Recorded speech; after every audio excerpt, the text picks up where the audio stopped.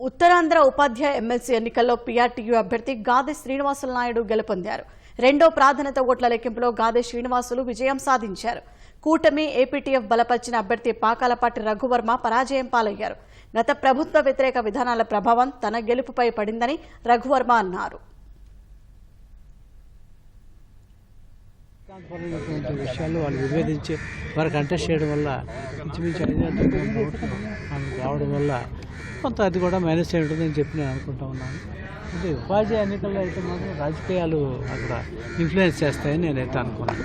రెండో ప్రధానితో కూడా అంతా కలిసి 300 అలా కంటిన్యూ అవుతుందండి. కూటమి పార్టీలు కూడా ప్రతిష్టాత్మకంగా తీసుకుంటాయి.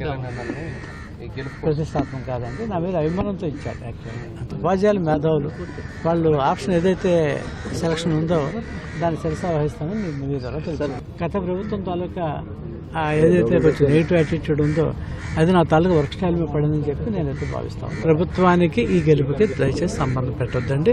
వాళ్ళ అభ్యర్థిగా కాదండి, వాళ్ళు నాకు మద్దతు ప్రకటించారు.